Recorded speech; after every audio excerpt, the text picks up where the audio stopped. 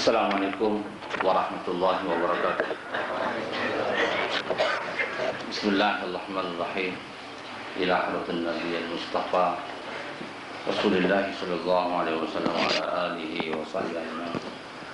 Semuanya dari salatu ya salihin ya Allahi wal mu'minin wal muslimin wal muslimat ya minkum wal amwat. Wa ila fatwa walidaina wa ajdadina wa jaddatina ila arwah masyayikhina sallallahu wa khususan ila hadrati sayyidi Syekh Muhammad rahimahullah taala. Al-Fatihah.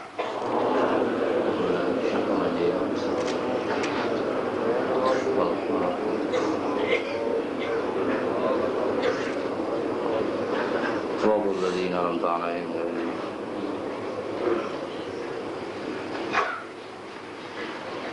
Alhamdulillahilladzi an'ama 'alaina bi ni'matil iman wal islam. Wassalatu wassalamu ala sayyidina Muhammadin wa ala alihi wa ashabihil kiram alladzina bazalu nufusahum wa amwalahum fi ila'i kalimatil islam. Sallallahu ala sayyidina Muhammadin wa ala alihi wa sahbihi wa sallam. Rabbi shrah li sadri wa yassir li amri wahlul 'uqdatam min lisani yafqahu qawli. Subhanaka la ilma lana illa ma 'allamtana innaka antal alimul hakim. La haula wala quwwata illa billahil aliyyil azim. Amma ba'd. Yang mulia saudara pengurusi, yang berbahagia para pemimpin jamaah pengajian Darul Arkam, yang berbahagia sahibul fadilah Profesor Mokhtar Lintang, yang berbahagia para tetamu kehormat,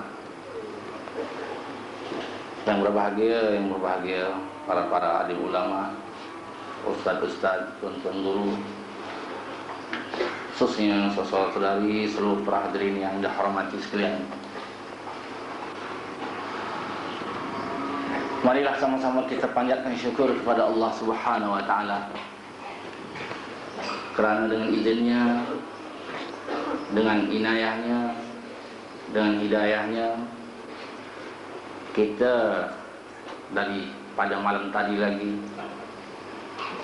hingga ke pagi ini dapat berhimpun di bangunan Yayasan Arkam Kampung Sepadan ini, dan moga-moga perhimpunan kita ini akan terus sampai ke ujung.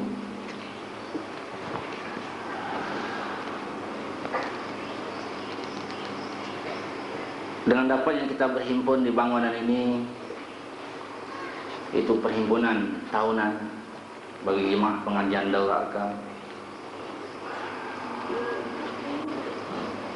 Moga-moga kita akan dapat memperteguhkan lagi iman kita. Moga-moga dapat kita tambahkan lagi keyakinan kita dalam perjuangan kita ini. Moga-moga kepahaman kita bertambah. Moga-moga rasa persaudaraan kita tambah kuat dan bertambah teguh. Moga-moga takwa kita bertambah kuat. Saudara-saudari yang dihormati sekalian, mengapa kita berhimpun di sini?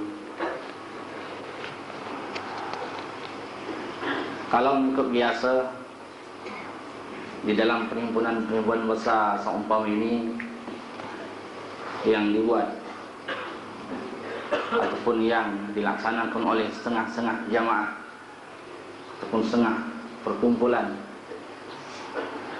tidak lain dan tidak bukan yang dibincangkannya adalah masalah negara, masalah soal-soal antara bangsa, masalah musuh-musuh, masalah kejahatan-kejahatan orang lain.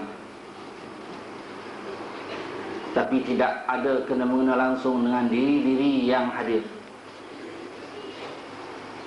Tapi kita sebagai jemaah pengajian Darul Arkam ini, bila kita berkumpul dan menghimpun seumpama pagi ini, maka bukan soal-soal negara yang nak kita perkatakan, dan bukan soal-soal antara bangsa yang nak kita sebut, dan bukan soal-soal musuh kita yang nak kita tekankan sangat, dan bukan kesalahan orang lain yang nak kita fikirkan. Tetapi di dalam perhimpunan kita lebih suka memperkatakan tentang diri kita. Kita lebih suka memperkatakan siapa kita, dan kita lebih suka memperkatakan apa tanggungjawab kita, dan apa patutnya mesti kita laksanakan, dan apa patutnya mesti kita buat sebagai kita hamba Allah Subhanahu wa taala ini. Yang penting pada kita, setiap masa kita nak membaiki diri kita, luar dan dalamnya, lahir dan batin, nak membaiki mental kita, jiwa kita, fizikal kita. Pada kita, kalau sebagai individu belum selesai, negara tidak akan selesai. Soal-soal antarabangsa tidak akan selesai. Masalah-masalah yang lebih besar tidak akan selesai. Dan musuh-musuh kita tidak akan dapat kita hadapi.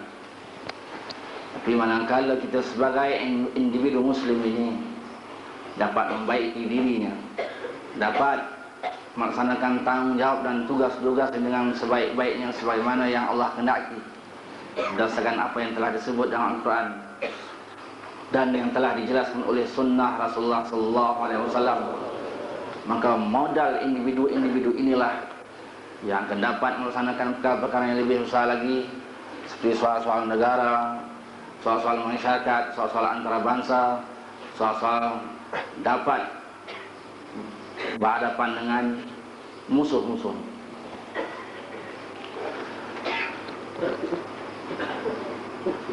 Saudara-saudari yang dihormati sekalian,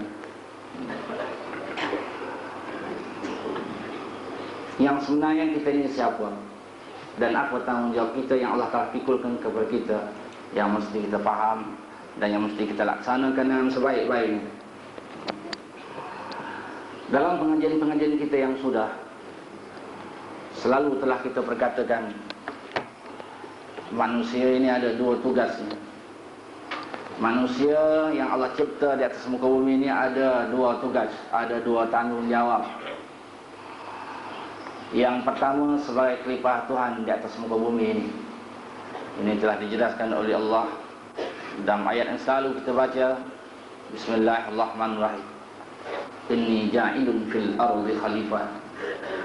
Jadi tanggungjawab yang pertama pada manusia ini hidup di atas muka bumi Tuhan ini adalah menjadi khalifah Tuhan di atas muka bumi, untuk mengatur bumi Tuhan, untuk mentadbir bumi Tuhan. Yang kedua, tugas manusia yang kedua adalah sebagai hamba-Nya yang mesti dia mengabdikan diri kepada Allah Subhanahu wa taala. Ini telah dijelaskan dalam ayat ini yang selalu kita baca lagi pada pagi ini. Bismillahirrahmanirrahim. Wa ma khalaqtul jinna wal insa illa liya'budun. Tidak aku jadikan jin dan manusia itu melainkan untuk mengabdikan diri kepada aku, ataupun untuk beribadah kepada aku. Inilah dia dua tanggungjawab Allah telah pikulkan kepada manusia, termasuk kita yang hadir pada pagi ini, yaitu